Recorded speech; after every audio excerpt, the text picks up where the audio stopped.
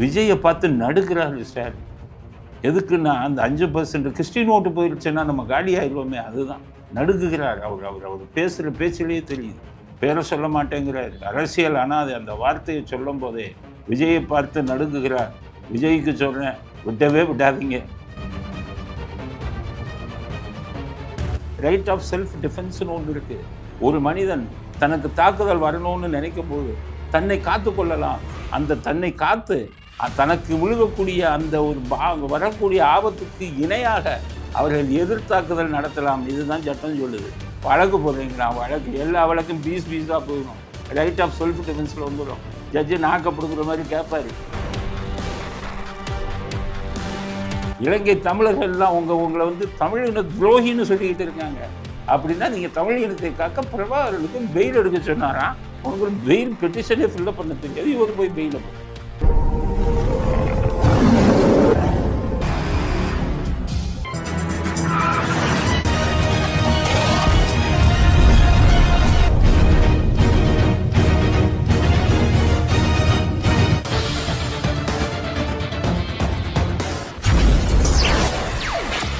வணக்கம். இன்றைய அரசியல் ஆடுகளம் என்ன சொல்கிறது அப்படின்னு பார்க்கலாம்.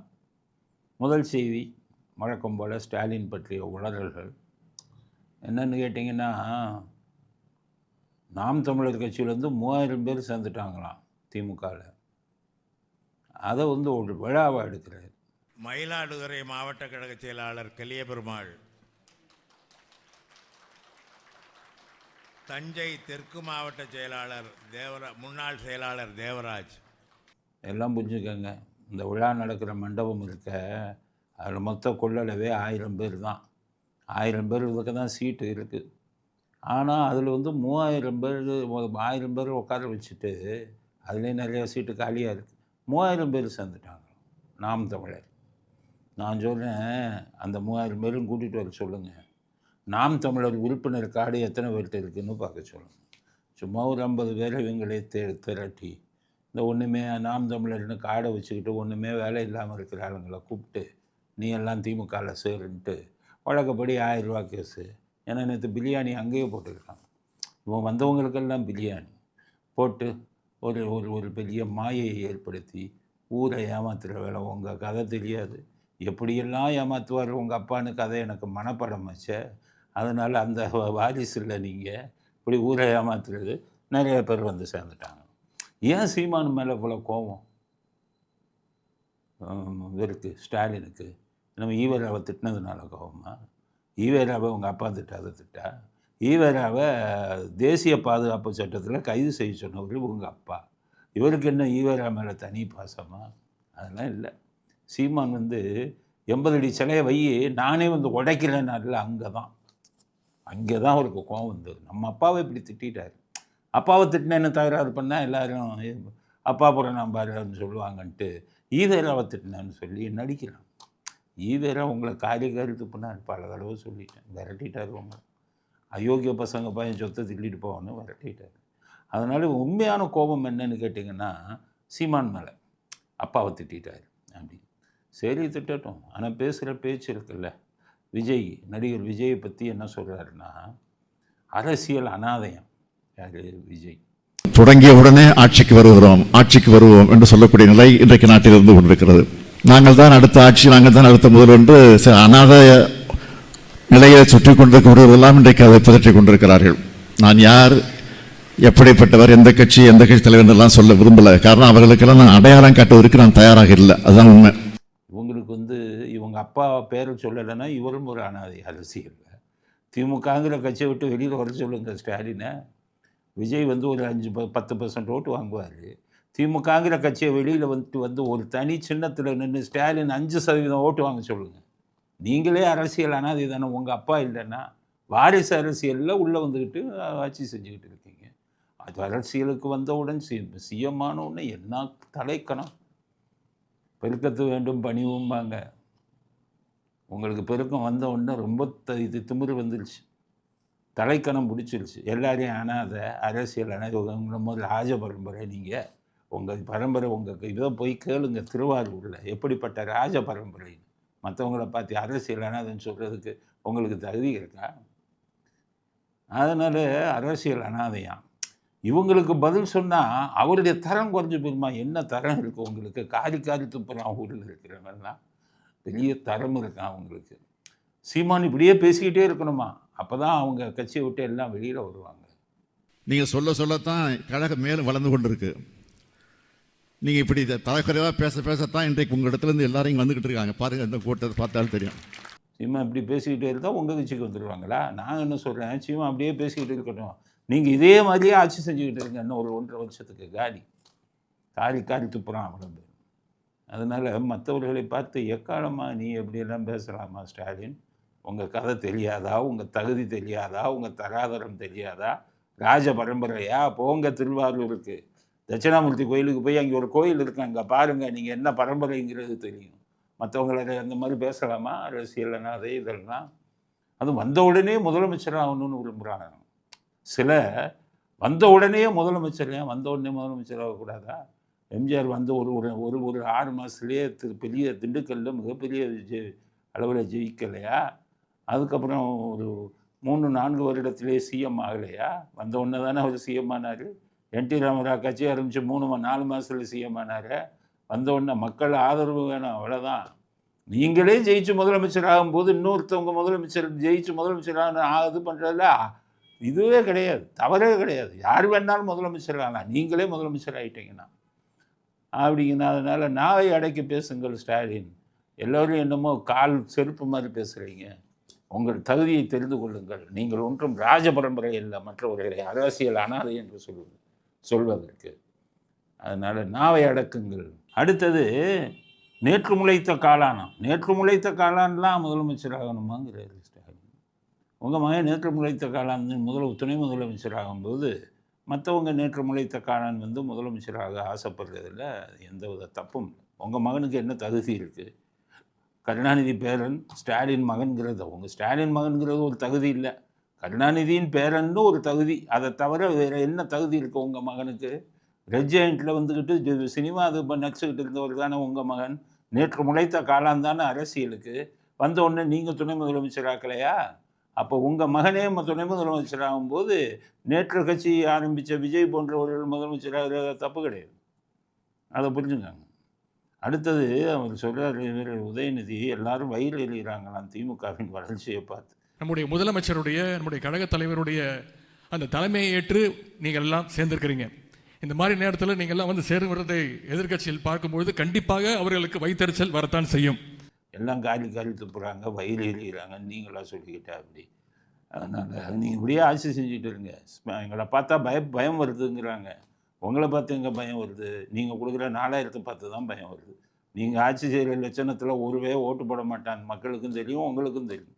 உங்களை பார்த்து பயப்படுறது காரணம் 4000 ரூபா 10,000 ரூபா கொடுத்து கொள்ளையடித்த பணத்தில் ஓட்டை வாங்கி ஜெயிச்சுருவாங்களேன்னு தான் பயப்படுறாங்களே ஒழிய உங்களுக்கு மக்கள் செல்வாக்கு இருக்கிறதா பயம் யாருமே நினைக்கல. இவர் என்னன்னு கேட்டிங்கன்னா, விஜயை பார்த்து நடுக்கிறாரு ஸ்டாலின். எதுக்குன்னா அந்த 5% கிறிஸ்டின் ஓட்டு போயிடுச்சுன்னா நம்ம காலி ஆயிடுவோமே, அதுதான் நடுக்குகிறார். அவர் பேசுகிற பேச்சிலேயே தெரியுது. பேரை சொல்ல மாட்டேங்கிறார். அரசியல் அனாதை அந்த வார்த்தையை சொல்லும் போதே விஜயை பார்த்து நடுக்குகிறார். விஜய்க்கு சொல்கிறேன், விட்டவே விட்டாதீங்க. நீங்கள் ஜெயிக்கிறீங்களோ தோக்குறீங்களோ 10% ஓட்டை பிரிச்சிங்கன்னா காலி. அவரை காலி பண்ணுறதுக்காவது நீங்கள் அவர் பேரை சொல்ல மாட்டார். அவர் பேரை சொல்ல விரும்பலை. நான் அவரை விஜயை கேட்டால் இவர் பேரை அவர் சொல்ல மாட்டேங்கிறார். அவரை கேட்டால் கோடிக்கணக்கில் கொள்ளையடிச்சு நாட்டை குட்டிச்சவராக இருக்காங்க, இவங்க பேரையே நான் சொல்ல விரும்பலைன்னு அவர் சொல்கிறேன். ஆனால் ஸ்டாலின் என்ன சொல்கிறாருன்னா, அவருடைய பேரையே நான் சொன்னா இவருக்கு அசிங்கம். கொடிக்கட்டி பறக்குது. ஞானசேகரன் ஒவ்வொரு கேஸும் நாருன்னு நாறுது. இவங்க பேர் அவ்வளோ கொடிக்கட்டி பறக்கிற மாதிரி. உங்களுக்கு அவ்வளோ பயம் இல்லாமல் இருந்தா வேங்க வயல் விஜய் சொல்லிட்டாரு நான் நேராக போக போகிறேன்னு. உடனே வேங்க வயலில் சம்மந்தப்பட்ட குற்றவாளிகள் 3 பேர்னு இன்றைக்கி தாக்கல் செஞ்சுட்டாங்க கோர்ட்டில், குற்றப்பத்திரிக்கை. ஏன் அந்த 2 வருஷமாக என்ன பண்ணிக்கிட்டு இருந்தீங்க? விஜய் அங்கே போகிறாருன்னு பயந்துக்கிட்டு ஏன் தாக்கல் செய்யலைங்க? ஆக தாக்கல் செஞ்சு வேங்க வயலை பற்றி எவ்வளோ பேசுனாங்க எல்லாருமே.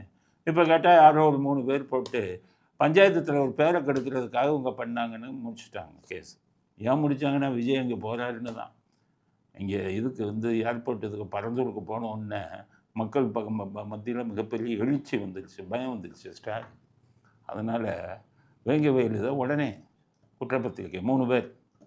அப்போ ஒவ்வொரு இடமும் விஜய் போய்கிட்டே இருக்கணும். ஸ்ரீமதி ஊருக்கும் விஜய் போனாருன்னா உடனே குற்றவாளி யாருன்னு சொல்லுவாங்க.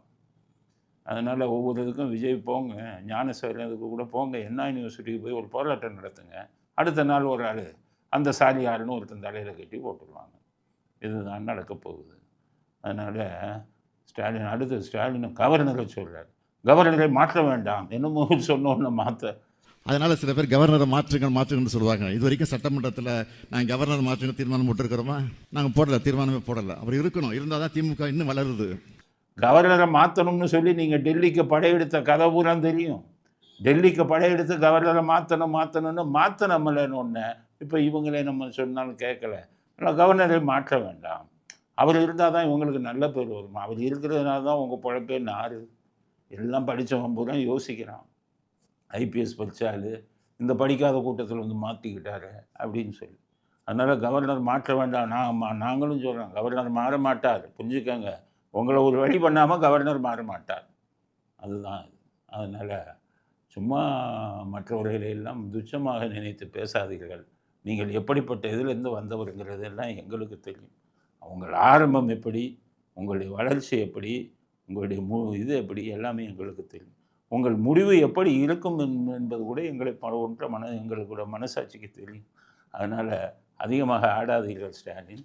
வார்த்தையை அளந்து பேசுங்கள். நாவடக்கம் தேவை. யாரையும் துச்சமாக மதிக்காதீர்கள். அரசியல் அனாதைங்கிற வார்த்தையை யாரை பார்த்துன்னு சொல்லாதீங்க. அவங்க பேரை சொன்னாலே உங்களுக்கு எனக்கு அசிங்கம்னு ராஜபரம்பரைன்னு நினச்சிக்கிட்டு பேசாதீங்க. தட்சிணாமூர்த்தி கோயிலுக்கு போய் நீங்கள் தங்கியிருந்த உங்கள் முன்னோர்கள் தங்கியிருந்த இடத்த பாருங்கள். அப்போ தான் உங்களுக்கு இருக்கக்கூடிய தலைக்கணம் குறையும் அப்படிங்கிற கருத்தை முதல் கருத்தாக பதிவு செய்ய விரும்புகிறேன். அடுத்தது சீமான் மேலே வழக்கு பதிவு. எதுக்காக வழக்கு பதிவு?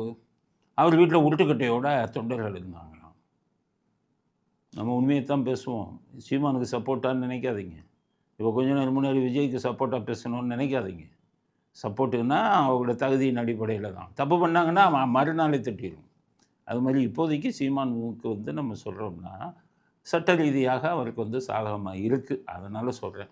சீமான் உருட்டுக்கட்டையோட தொண்டர்கள் இருந்தாங்களாம். இவர் வழக்கமாரோட ஆள் அனுப்புவார் ஸ்டாலின். ஆனால் அவங்க பாதுகாப்புக்கு உருட்டுக்கட்டையோடு நிற்கக்கூடாதான்.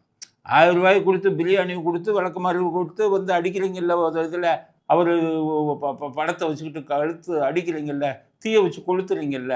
அப்போ நாளைக்கு அவங்க வீட்டுக்குள்ளே பூந்து விளக்கமாறு வச்சு அடிச்சிங்கன்னா, அவங்க வீட்டுக்குள்ளே பூந்து தீயை வச்சு கொளுத்துனீங்கன்னா அவங்களுக்கு பாதுகாப்பு என்ன? அப்போ பாதுகாப்புக்காக ஒரு தொண்டர்கள் உருட்டுக்கட்டையோடு இருக்கத்தான் செய்வாங்க. போய் ஸ்டாலின் இதை படிச்சுட்டு வாங்க சட்டம் உங்களுக்கு ஏபிசிடி கூட தெரியாது, படிக்கவும் தெரியாது. ஐபிசி இதெல்லாம் உங்களுக்கு படிக்க தெரியாது.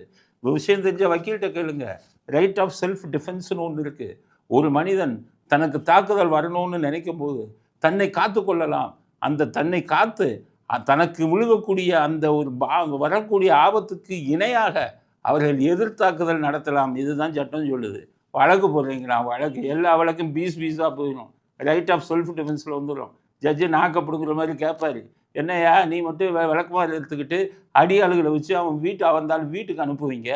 அவர் பாதுகாப்புக்கு 4 அவர் தொண்டர்களை உருட்டைக்கட்டை வச்சுக்கிட்டு நிற்க மாட்டாரா? கத்தி வச்சுருந்தாரா?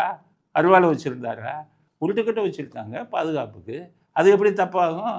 நீங்கள் ஆளுங்களை அனுப்பும்போது அவங்க ஆளுங்களை வச்சுருக்க மாட்டாங்க. என்ன சட்டம் பாயுது? இதே சட்டம் தானே. நீங்கள் பண்ணின கூத்தெல்லாம் உங்கள் அப்பா பண்ணின கூத்தெல்லாம் எப்படி தானே பண்ணுவீங்க? ஆளை பயமுறுத்துவீங்க, ஆளுங்களை போகிறது. அது என்னமோ ஆளுங்க இவங்களுக்கு தான் இருக்குது. உங்களை விட ரவுடிகள்லாம் நிறையா இருக்கான் வெளியில். அவன்லாம் வெளியில் வரலை. அதனால் நீங்கள்லாம் ரவுடிகளுக்கு காசு கொடுத்து கூட்டிகிட்டு வருவீங்க. இயற்கையாகவே வரக்கூடிய உணர்வுள்ள தொண்டர்கள்லாம் நிறைய கட்சிகளில் இருக்காங்க, புரிஞ்சுக்கோங்க. அதனால் உங்களுக்கு இதெல்லாம் செல்லாது. சரி, உங்களுக்கு நீங்கள் விளக்கமாறு கொண்டு அனுப்புனீங்களே, அவங்க மேலே என்ன செக்ஷனில் போட்டீங்க? அவங்க மட்டும் ஒரு வீட்டுக்கு முன்னாடி வந்துக்கிட்டு இதெல்லாம் பண்ணுவாங்களா? செருப்பால் அடிப்பாங்களா? விளக்கமாறில் அடிப்பாங்களா? என்ன நியாயம் உங்கள் பக்கம்? அதனால் இவருக்கு சொல்கிறேன், ஸ்டாலினுக்கு ஆடாதீங்க. நீங்கள் தான் பெரிய அறிவாளின்னு நினைக்காதீங்க. உள்ளதிலேயே இன்றைக்கி இருக்கிற அரசியல் தலைவர்களிடையே ஒன்றும் தெரியாதவர் நீங்கள் தான். ஒரு பேப்பரை பார்த்து படிக்கக்கூடிய ஒரு முதலமைச்சர் நீங்கள். அதனால் வயலன்ஸுக்கு போகாதீங்க அப்படிங்கிறது தான். அடுத்து இவர் ஸ்டாலின் ஒருத்தர் தூண்டி விடுறார். இவர் பிரபாகரன் உறவினர்னு சொல்லி ஒருத்தரை தூண்டி விட்டு என்ன பேசுகிறாரு தெரியுமா? அவர் வந்து சீமான் பிரபாகருடன் இருப்பது எடிட் செய்யப்பட்ட ஃபோட்டோ அப்படிங்கிற ஃபோட்டோவை எடிட் பண்ணி கட் பண்ணி சேர்த்து போட்டார். இந்த எடிட் பண்ணுறது கட் பண்ணுறதெல்லாம் உங்கள் அப்பாவுக்கு தான் கை வந்த கலை. உங்கள் அப்பாவை 2001 கைது பண்ணும்போது அப்படியே தூக்குனாங்க தலைக்கு மேலே, வேசியெல்லாம் வந்து விழுந்தது. அப்போ உங்கள் அப்பா 2 கேமரா எடுத்தாங்க. போலீஸ் கேமரா ஒன்று, உங்கள் சன் டிவி உங்கள் குடும்ப கேமரா ஒன்று எடுத்தாங்க. அதுக்கப்புறம் சன் டிவியில் ஐயோ அம்மா கொள்கிறாங்களேன்னு வந்தது. ஆனால் போலீஸு இதை எடுத்து பார்க்குறாங்க, கேமராவில் அந்த வார்த்தையே இல்லை. எல்லாம் குழம்பி போயிட்டாங்க. அது என்ன சன் டிவியில் போட்டது மட்டும் வந்ததுன்னா, அந்த வீடியோ எடுத்து கொண்டு போய் எடிட் பண்ணி சன் டிவியில் ஐயோ அம்மா கொள்கிறாங்களேன்னு நீங்களே சேர்த்து போட்ட வார்த்தை.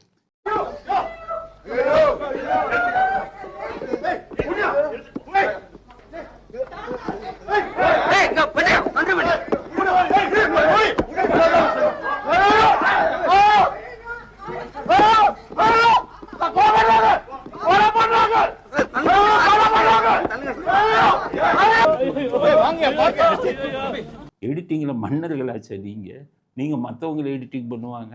பிரபாகரன் ஃபோட்டோ எடிட் பண்ணிட்டு சொல்கிறீங்களா? அதை சொல்கிறதுக்கு உங்களுக்கு முதல்ல தகுதி இருக்கா? அது எடிட்டாகவே இருக்கட்டும், நீங்களும் அதே வேலை பண்ணாரு தானே. அதனால் பிரபாகரன் உங்களை தூண்டி விட்டு அவர் சீமானை வந்து அதை மாதிரி இல்லை அப்படின்னு பொருளையை கிளப்புறாங்க. உங்கள் அப்பா ஃபோட்டோலாம் நிறைய ரிலீஸ் பண்ணியிருக்காரு. அதெல்லாம் என்ன மாதிரி ஃபோட்டோ, எப்படி வந்த ஃபோட்டோ, இந்த கதைகள்லாம் 1000 கதைகள் இருக்குது நான் சொல்கிறதுக்கு. அதனால் இதை பற்றி பேசுவதற்கு உங்களுக்கு தகுதி இல்லை. காரணம் எடிட்டிங் மன்னர்கள். நீங்கள் எடிட்டிங் அப்படின்னு சொல்லி ஒரு ஆளை வச்சு பேச வைக்கிறாங்களே, இது M3 பேர் மோடஸ் ஆப்பரண்டி. குற்றவாளிகளின் மோடஸ் ஆப்பரண்டி இப்படி தான். ஆளுகளை வச்சு உண்மையை பொய்யை உண்மைன்னு சொல்கிறது. உதயகுமார் மாணவர் தலைவர் உதயகுமார் அண்ணாமலை யூனிவர்சிட்டியில் கொலை செய்யப்பட்டார். யாரால் கொலை செய்யப்பட்டார்னு உங்களுக்கே நல்லா தெரியும், தமிழ்நாடு மக்களுக்கே. முதல் நாள் போராட்ட நேரத்தில் கருணாநிதிக்கு டாக்டர் பட்டம் கொடுத்ததை ஒரு கழுதைக்கு டாக்டர் பட்டம் கொடுத்த மாதிரி கொண்டு வர்றாரு. மறுநாள் கொலை செய்யப்படுகிறார் உதயகுமார் மாணவர் தலைவர். மறுநாள் கொலை செய்யப்படுறாரு. தெரியும்ல இப்போ யார் அதில் அக்யூஸ்டுங்கிறது தெரியும். தப்பிச்சிட்டாங்க. உடனே அவங்க அப்பா மறுநாள் வந்து பேசுகிறாரு, இவர் என் பையனே இல்லைன்னு. உதயகுமாரை பேச வச்சது யார்? இந்த எம்மோ உங்களுக்கு ரொம்ப பழகின எம்மோ. ஒரு ஆளை கூட்டிகிட்டு வந்து பேச வைக்கிறது, உண்மையை பொய்யாக்குவது, பொய்யை உண்மையாக்குவதில் மன்னர்களாச்சே நீங்கள்.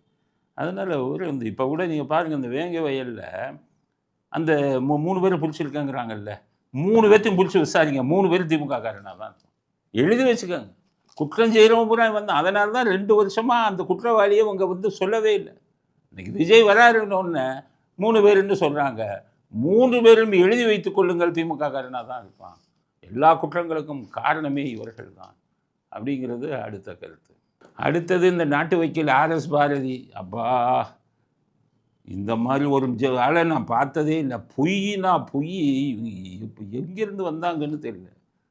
பொய்யையும் புரட்டையும். இப்போ என்ன சொல்கிறாரு, பிரபாகரனுக்கு ஆபத்து வரும்போது கருணாநிதி காப்பாற்றினாராம். இவர் போய் பெயில் எடுக்க போனாங்க. இவர் பேரே நாட்டு வக்கீல். பெயில் பெட்டிஷனே ஃபில்லப் பண்ண தெரியாத சைதாப்பேட்டையில் இருந்தாராம்.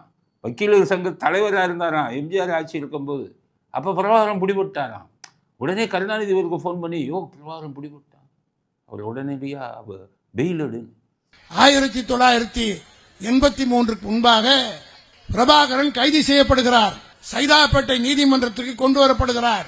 அவர் கைது செய்யப்பட்ட போது அவருக்கு யாருமே ஆதரவு கிடையாது. என்னிடத்திலே தலைவர் கலைஞர் அவர்கள் பிரபாகரன் கோர்ட்டுக்கு வர்றான். அப்ப நான் சைதை நீதிமன்றத்தினுடைய வழக்கறிஞர் சங்கத்தினுடைய செயலாளராக இருக்கிறேன். என்னிடத்திலே தொலைபேசியிலே தொடர்பு கொண்டு விடுதலை புலியை சார்ந்த பிரபாகரனை ரிமாண்டுக்கு கொண்டு வருகிறார்கள். அந்த பிரபாகரனை எப்படியாவது நீ ஜாமீனில் எடுக்க வேண்டும் என்று சொன்னார். அண்ட புழுகு ஆகாச புழுகுன்னா இதை மாதிரி எங்களை மாதிரி ஆளுங்கள்லாம் இல்லைன்னா அந்த அவ்வளோதான் நாட்டு வக்கீல் ஊரே ஏமாத்திடுவாருன்னு நினைக்கிறேன். எல்லாரும் புரிஞ்சுக்கோங்க. பிரபாகரனை அவர் சொல்கிறாரு, பாண்டி பசாரில் பிடிச்ச கதையை சொல்கிறாரு. நடந்த கதை நான் பல பேட்டியில் சொல்லியிருக்கேன். ஊரை ஏமாத்தலான்னு பார்க்குறீங்களா?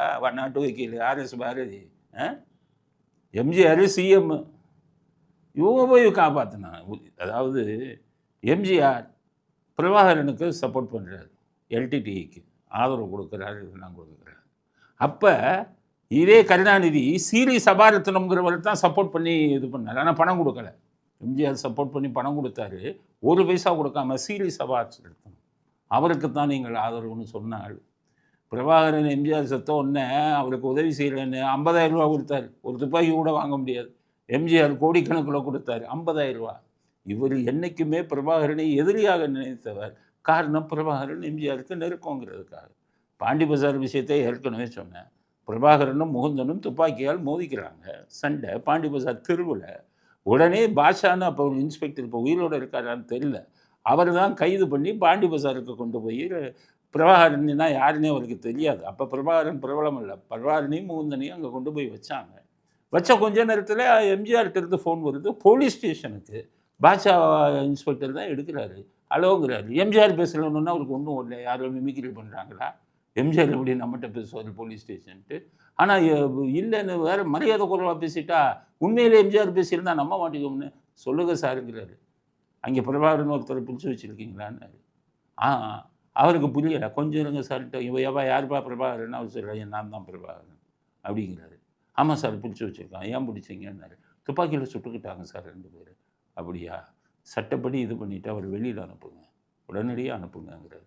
உடனே ஒரு இவருக்கு ஃபோன் பண்ணுறாரு, ஸ்ரீபால் கமிஷனருக்கு ஃபோன் பண்ணுறாரு. ஸ்ரீபால் அங்கேருந்து எம்ஜிஆர் ஆஃபீஸ்க்கு ஃபோன் பண்ணி பிஏக்கு, சிஎம் பேசினாரா பாண்டி பஜார் போலீஸ் ஸ்டேஷனா? ஆமாம் பேசினாருன்னாங்க. உடனே அவர் இவருக்கு ஃபோன் பண்ணி, உடனே அந்த பையன்கிட்ட எழுதி வாங்கிட்டு, ஆர்ம்ஸ் ஆக்ட், அது துப்பாக்கி வச்சுருந்ததுனால வழக்கு வந்து பதிவு செஞ்சுட்டு விட்டுருங்க சிஎம் சொல்கிறாருன்ட்டு. சிஎம் சொன்னால் அவர் நேராக ஆஃபீஸ்க்கு வா அப்படின்ட்டார். அப்புறம் பிரபாகரன் போய் பண்ணும்போது திட்டி, ஒரு இலங்கை மக்களே உன்னை நம்பி இருக்காங்க, நீ போய் ரோட்டில் போய் சண்டை போட்டுருக்கேன்னு சொல்லி அவரை அங்கேருந்து அனுப்புனார். அதுக்கப்புறம் இந்த கேஸை சட்டப்படி பண்ணி க்ளோஸ் பண்ணாங்க. இதுதான் இது. இதில் நாட்டு வக்கீல் எங்கே வைத்தார், மரத்தடி வக்கீல்னு பேர், ஆர்எஸ் பார்வைக்கு. அந்த சைதாப்பேட்டை மரத்துக்கு கீழே இருந்துக்கிட்டு யாராச்சும் பெயிலுக்கு வந்தால் பெட்டிஷன் போட்டால் 50 ரூபா 100 ரூபா இந்த மாதிரி வாங்கிக்கிட்டு இருந்தால், இவர் வந்துக்கிட்டு அது சங்க தலைவராக இருந்தாராம். அவங்களெல்லாம் இவன் சங்க தலைவராக வைக்கிறான், சங்க தலைவராக இருந்தாராம். அதுக்கடுத்தது இவர் போய் பெயில் போட்டாராம். பெயில் எப்படி போடுறதுன்னே தெரியாத. இப்போ போய் ஒரு பெயிலை போட சொல்லுங்கள் ஆர்எஸ் பாரதியை, பெயில் போடவே தெரியாது. பிரபாகரனுக்கு பெயில் போட்டால் அது அப்பட்டமானது கருணாநிதி தான். கருணாநிதி எப்போ பிரபாகரனை கவுத்தலான்னு இருந்தார். 1.5 லட்சம் இலங்கை தமிழர்களை கொன்று குவித்த கருணாநிதி அன்னைக்கு பிரபாகரனை போய் பெயில் எடுக்க விடுவாங்களா? என்ன யார்கிட்ட காதில் புது சுற்றுறீங்க? இலங்கை தமிழர்கள்லாம் உங்களை வந்து தமிழின துரோகின்னு சொல்லிக்கிட்டு இருக்காங்க. அப்படின்னா நீங்கள் தமிழ் இனத்தை காக்க பிரபாகரனுக்கு பெயில் எடுக்க சொன்னாராம். உங்களுக்கு பெயில் பெட்டிஷனே ஃபில்லப் பண்ண தெரியாது, இவர் போய் பெயிலை போட்டார். ஊரை ஏமாத்துறதுக்கு இப்படியா பேசுகிறீங்க? உண்மையை தான் சொல்கிறேன். இதில் என்னென்ன, இது நடந்ததை சொல்லணும்ல, ஊரை ஏமாத்துறதா இருந்தால். இதுதான் நடந்த கதை. தமிழ்நாட்டு மக்கள் புரிஞ்சுக்கங்க. எந்த காலத்திலும் இலங்கை தமிழர்களுக்கும் கருணாநிதி அவர்கள் பிரபாகரனுக்கோ ஒட்டுமொத்த இலங்கை தமிழர்களுக்கோ நல்ல எண்ணத்துடன் அவர்களுக்கு உதவ வேண்டும் அப்படிங்கிற எண்ணமே இல்லை. எம்ஜிஆர் பிரபாகரனுக்கு உதவி செஞ்சார். ஆனால் அவருடைய அடிப்படை நோக்கம் இலங்கை தமிழர்களை காப்பாற்றணும்னு தான். தமிழர்கள் மேலே தான் அவர் வந்து பாசம் வச்சிருந்தார். இவர் தமிழர்களை கொன்று குவித்தவர். இவர் போய் பிரபாகரனை வந்து இது பண்ணார், வெயில் எடுத்தாருன்னா அப்பட்டமான பொய்யை நாட்டு வைக்கல் இன்னுமே சொல்லாதீங்க அப்படிங்கிற கருத்தை பதிவு செய்ய விரும்புகிறேன். மதுரையில் இந்த திருப்பரங்குன்றத்தில் ஒரு பெரிய சர்ச்சை. திருப்பரங்குன்றத்தில் எப்படின்னு கேட்டிங்கன்னா, அது முருகனுடைய அறுவடை வீடு. நான் வந்து ஒரு இந்து மதத்தை சேர்ந்தவன்கிறதுக்கு மாதிரியே பேசலை, ஒரு அடிப்படை மனிதன்கிற முறையில் தான் பேசுகிறேன். மற்றவங்க தப்பாக நினச்சிக்காதீங்க, நடந்த உண்மை இதுதான். திருப்பரங்குன்றத்தில் முருகனுடைய அறுவடை வீட்டில் ஒரு வீடு. அது ஆயிரக்கணக்கான வருஷங்களுக்கு முன்னாடி பழமையான வீடு. தெய்வ ஆணையை வந்து அங்கே தான் முருகர் கல்யாணம் பண்ணதாக ஒரு ஐதீகம் உண்டு. அதனால் முருகர்களுடைய அறுவடை வீடுகளில் ஒன்று. அது இடையில் இந்த சுல்தான் மன்னர்கள்ங்கிறவங்க மதுரையை வந்து ஆக்கிரமித்தாங்க. பாண்டிய மன்னன் இருக்கும்போது மதுரையை ஆக்கிரமித்தாங்க. அந்த டைமில் மதுரையை ஆக்கிரமித்து கொஞ்ச நாள் அவங்க ஆட்சி செஞ்சாங்க. அதற்கு பிறகு பாண்டிய மன்னர்கள் இவங்கெல்லாம் என்ன பண்ணாங்க, அவர்களை கொன்றார்கள். அதில் வந்து அந்த மன்னர் வந்து சிக்கந்தர் அப்படிங்கிறவர், அங்கே மன்னர் வந்து அந்த திருப்பரங்குன்றம் மலை உச்சியில் தான் கொன்னாங்க. திருப்பரங்குன்றம் மலை உச்சியில் அவர் கொன்ன உடனே ஒரு பெரிய மன்னர். அதனால் அந்த சுல்தானவங்கெல்லாம் என்ன பண்ணாங்க, அவருக்கு அங்கேயே ஒரு சமாதி கட்டி மற்றவங்க வருங்காலத்தில் கும்பிடுங்க அப்படிங்கிற மாதிரி ஒரு சமாதியை கட்டிட்டாங்க. தர்கா மாதிரி தர்காவை கட்டிட்டாங்க. அது சிக்கந்தர் மன்னனுடைய தர்கா. இதுதான் நடந்தது. இது வந்து சுல்தான் மன்னர்கள் மதுரையை இது பண்ணும்போது கட்டப்பட்டது. வேணும்னே அங்கே கட்டினாங்க. ஐயோ இந்து கோயில் இருக்குது, இதெல்லாம் கும்பிட்றாங்கன்னு ஒரு இதாக கட்டினாங்க. இந்த பாபர் மசூதியில் அப்படி தானே, ஒரு கோயில் இருக்கிற இடத்துல தானே மசூதியை கட்டிட்டு போனாங்க, பாபர் மசூதின்னு. அது மாதிரி இது ஒரு தர்கா, அதனால தான் கட்டப்பட்டது. இது அதுக்கு அந்த காலத்தில் கட்டினாங்க. அப்படிங்கும்போது இன்றைக்கி இருக்கக்கூடிய இஸ்லாமியர்கள் அதை புரிஞ்சுக்கிட்டாங்க.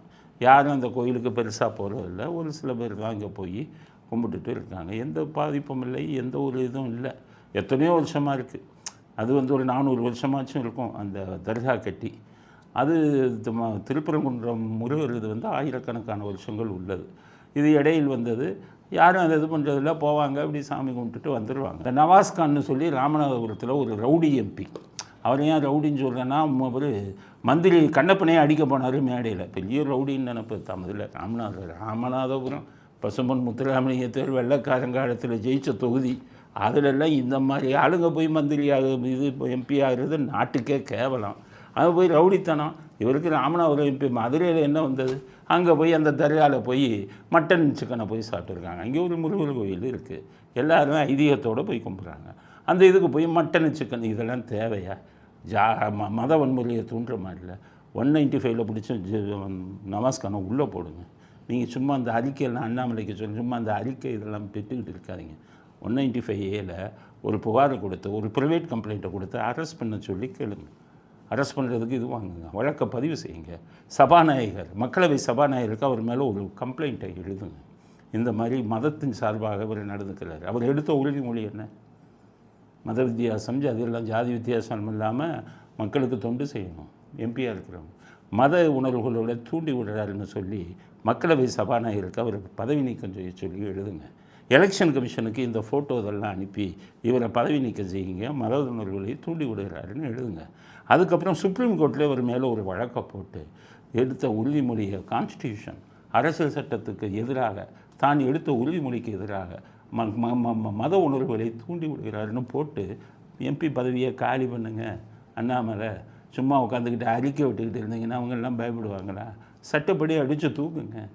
195ல் ஒரு இதை போடுங்க, கம்ப்ளைண்ட்டை கொடுத்து இதை போட்டு இது அக்யூஸ்டாக ஆக்குங்க. அப்போ தான் இவங்கெல்லாம் திருந்துவாங்க.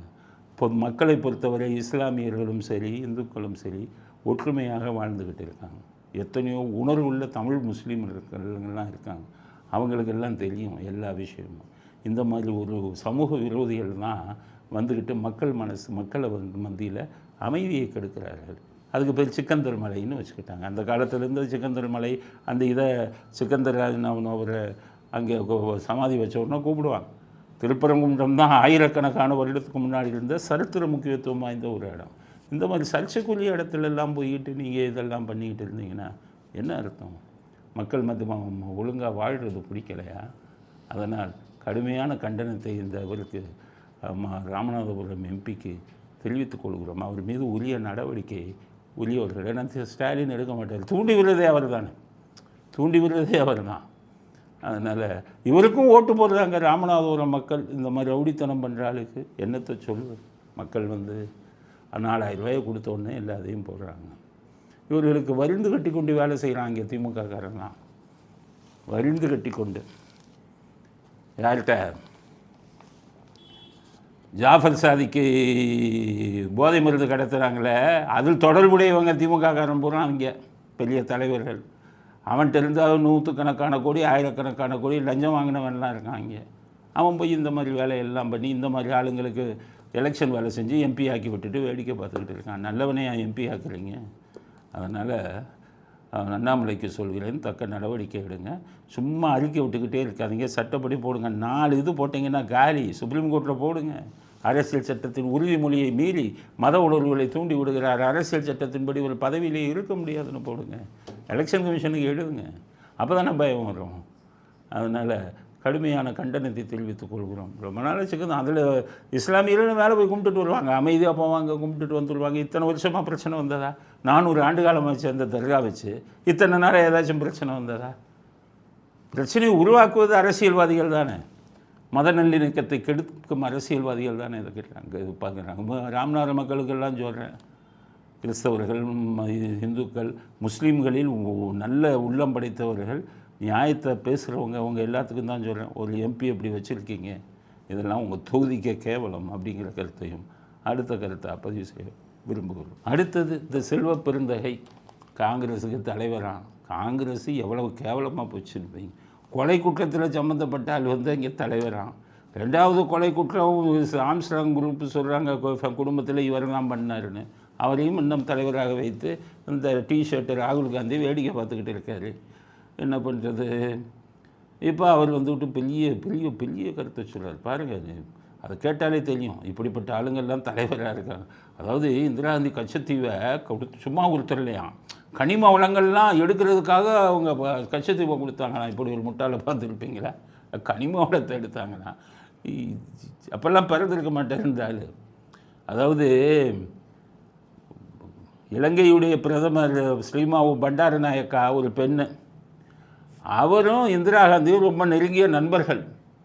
அப்போ அவங்க அப்படியே கேட்டாங்க, எனக்கு கச்சத்தீவு கொடுத்துருங்க, எங்கள் மீனவர்களுக்கெல்லாம் மீன் பிடிச்சி அங்கே போய் இளைப்பாறணும், ரொம்ப இதாக இருக்கணும்னு இந்திரா காந்தி பண்ணின மிகப்பெரிய விஷயங்கள்லாம் இருக்குது, மிகப்பெரிய சாதனைகள் இருக்குது. ஆனால் இந்திரா காந்தி பண்ண முட்டாள்தனமும் இருக்குது. இந்திரா காந்தி பல சாதனைகளை பண்ணாங்க, பல வெற்றிகளை குவிச்சாங்க. ஆனால் சில முட்டாள்தனத்தையும் பண்ணாங்க. அதனால தான் தோத்தாங்க. அவங்க 76 மக்கள் தோற்கடிச்சு அவங்க ரேபரேலி தொகுதியில் நின்று தோத்தாங்க. அப்புறம்தான் மைண்டு மாறினாங்க. கச்சத்தீவு கொடுக்குறாங்களே ஒரு தமிழ்நாட்டின் ஒரு பகுதி, தமிழ்நாட்டில் இருக்கிற முதலமைச்சர் இப்போ யார் கருணாநிதி கேட்க வேணாமா? வாய் மூலமாக கேட்டாங்க, எழுத்து மூலமாக இல்லை கேட்கணும். வாய் மூலமாக கேட்டணுன்னு இவர் சாமி அம்மா சரணம்னு அப்படியே காலில் விழுந்துட்டார் கருணாநிதி. உடனே பார்த்தாங்க, ஆகா சரியான ஏமாளி சீஃப் மினிஸ்டர் இருக்கார், இவர் எதிர்ப்பு கொடுப்பாருன்னு பார்த்தோம், நம்ம ஃப்ரெண்டுக்கு கொடுக்கலான்னு பார்த்தா இவர் காலிலே விழுந்துட்டாரே, கச்சத்தீவு கொடுன்ட்டாரே அப்படின்ட்டு உடனே கச்சத்தீவை கொடுத்துட்டாங்க. சரி செல்வ பெருந்தகை சொல்கிறாரு, கனிம வளத்தை வாங்கினீங்கன்னு கச்சத்தீவு அக்ரிமெண்ட்டை பார்த்தீங்களா நீங்கள்? ஒப்பந்தத்தை பறித்து பாருங்கள், என்ன கனிம வளத்தை உங்கள் இந்திரா காந்தி வாங்கினாங்கன்னு பார்ப்போம். கச்சத்தீவு ராஜாவுக்கு சொந்தம், ராமநாதபுரம் ராஜாவுக்கு சொந்தம், பட்டாவே ராமநாதபுரம் ராஜா பேரில் இருக்குது. இவங்க சும்மா அவங்களெல்லாம் அரசுடைமை ஆக்குறோன்னு போட்டுட்டு சும்மா எடுத்து இது பண்ணி தாராளத்தை கொடுத்தாங்க. சுப்ரீம் கோர்ட்டில் இது விஷயமாக கேஸு நடந்தது. அந்த வழக்கில் இந்த விஷயங்கள்லாம் வந்தது. செல்வ பெருந்தகை போய் கேஸை பாருங்கள். அவர் கேஸே பார்க்காம இருக்கார், கொலை கேஸை. இதெல்லாம் பாருங்கள், கேஸை பாருங்கள், அதில் என்னென்ன நிபந்தனையில் உங்கள் இந்திரா காந்தி கொடுத்தாங்கன்னு பாருங்கள். ஒன்றும் இல்லாமல் ஏமாந்து என்னமோ இவங்க ஃப்ரெண்டுங்களுக்கு தாரை வாத்தி கொடுத்து தமிழ்நாட்டை குட்டிச்சோறு ஆக்குனதும் உங்கள் இந்திரா காந்தி. அதை புரிஞ்சுக்காங்க. ஆனால் அதுக்கு இப்போ பிஜேபியும் ஒரு மிகப்பெரிய இதை பண்ணாங்க, ஏமாத்து வேலை. அந்த கச்சத்தீவை இப்போ ஆயிரக்கணக்கான கோடி இப்போ இலங்கை பிரச்சனையில் இருக்கும்போது கொடுத்தாங்க உதவியாக. சைனாக்காரன் இலங்கைக்கு கடனை கொடுத்து அதுக்கு பதிலாக இலங்கையில் இருக்கிற மிகப்பெரிய துறைமுகத்தை லீஸுக்கு எழுதி வாங்கிட்டான். அது மாதிரி இந்த பிஜேபி பண்ணியிருக்கலாம்ல, ஆயிரக்கணக்கான கோடி கொடுத்தீங்கல்ல, எப்போ கச்சத்தீவு எங்களுக்கு திருப்பி கொடு அப்படின்னு சொல்லி அதை உதவியை செஞ்சுருக்கலாம்ல, உடனே கொடுத்துருப்பான். அவ்வளோ பிரச்சனையில் இருந்தான். அதை உபயோகப்படுத்தாமல் பிஜேபியும் துரோகம் பண்ணுறீங்கன்னு தான் என்னுடைய. இந்திரா காந்தி ஒரு 90% துரோகம் பண்ணாங்கன்னா நீங்கள் ஒரு 10% பண்ணியிருக்கீங்க அப்படிங்கிறது தான் நம்முடைய கருத்து. செல்வ பெருந்தகையை சீக்கிரம் காங்கிரஸ் தலைமையில் சொல்ல மாற்றுங்க. இப்போ ஒரு தலைவராக ஒரு சாதாரண கவுன்சிலருக்கே தகுதி இல்லாத அளவுச்சு தலைவர்னு வச்சுக்கிட்டு இருக்கீங்களே அப்படிங்கிறது தான் எந்த பிரச்சனையில் நாங்கள் பதிய விரும்பும் கருத்து. இத்துடன் இன்றைய அரசியல் ஆடுகளம் நிறைவு பெறுகிறது. மீண்டும் நாளை புதிய செய்திகளுடன் உங்களை சந்திக்கிறோம். நன்றி, வணக்கம், ஜெயந்த்.